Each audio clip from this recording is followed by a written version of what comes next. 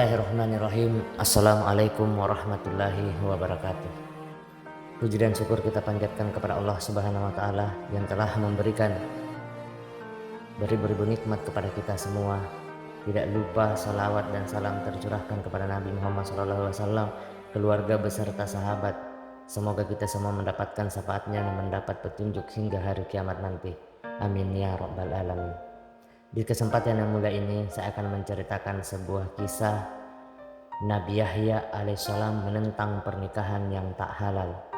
Sebelum kita lanjut ke pembahasan video, alangkah baiknya saudara-saudariku seiman dimanapun berada untuk mengklik subscribe, like, dan share serta lonceng notifikasi. Terima kasih. Kita kembali ke pembahasan. Saudaraku yang seiman dimanapun berada, kisah Nabi Yahya yang menentang pernikahan yang tak halal. Nabi Yahya alaihissalam adalah Nabi dan Rasul yang ke-23 yang patut diimani.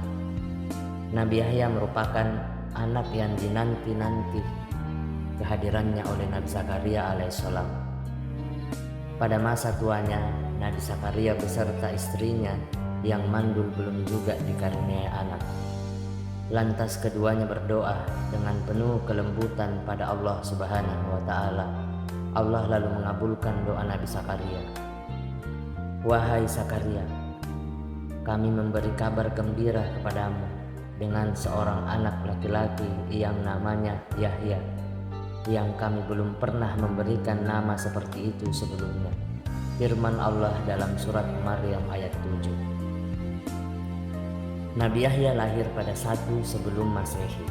Sejumlah riwayat menyebutkan Nabi Yahya lahir 3 bulan lebih dulu daripada kelahiran Nabi Isa alaihissalam. Nabi Yahya tumbuh menjadi anak yang cerdas, berperilaku baik, dan pandai menahan hawa nafsu. Allah menyampaikan kabar gembira kepadamu dengan kelahiran Yahya yang membenarkan sebuah kalimat firman dari Allah Subhanahu wa ta'ala, panutan yang mampu menahan diri dari hawa nafsu dan seorang nabi di antara orang-orang saleh. Firman Allah dalam surat Al-Imran ayat 39. Sahabat dimanapun berada,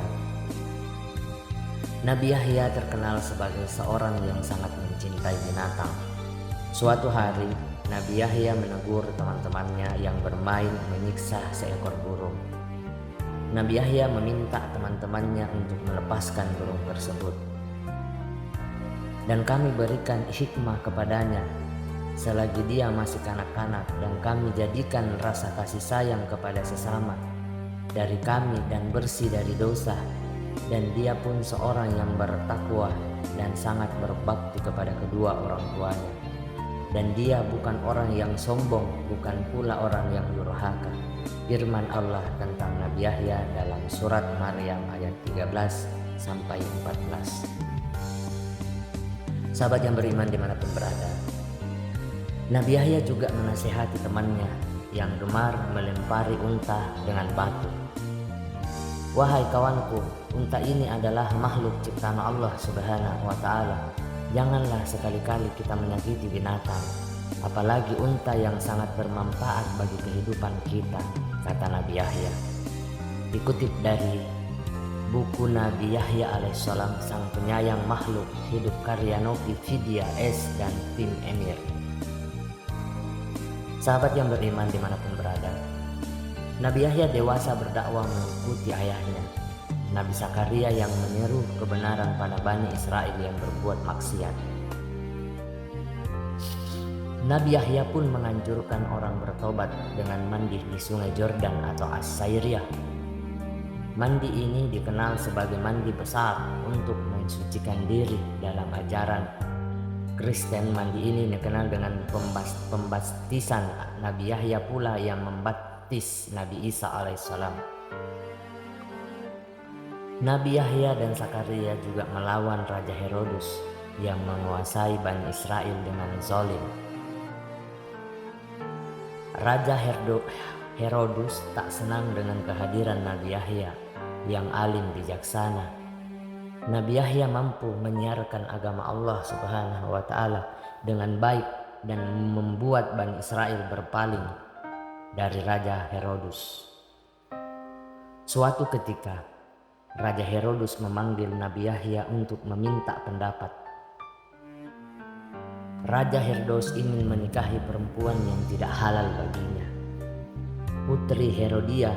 Sebagian menyebut perempuan itu adalah anak tiri Herodus, dan sebagian lain menyebut perempuan itu keponakan Herodus. Sahabat yang beriman dimanapun berada, Yahya dengan tegas mengatakan pernikahan itu dilarang oleh Allah Subhanahu wa Ta'ala. Yahya menyebut Allah akan mengasap pernikahan yang tidak halal itu. Herodus marah dan tak terima perkataan Yahya. Dia pun mengurung Nabi Yahya dalam penjara. Putri Herodia juga tak senang dengan Yahya. Dia pun meminta agar Herodus menghukum Yahya dengan memenggal kepalanya. Raja Herodus mengabulkan permintaan Herodia. Nabi Yahya pun dibunuh saat masih berusia sangat muda, yakni 32 tahun. Allah Subhanahu wa Ta'ala pun menjanjikan kesejahteraan bagi Nabi Yahya dan kesejahteraan bagi dirinya pada hari lahirnya, pada hari wafatnya, dan pada hari dia dibangkitkan hidup kembali. Surat Maryam ayat 15. Allah lantas mengasap Raja Herodus dan pengikutnya.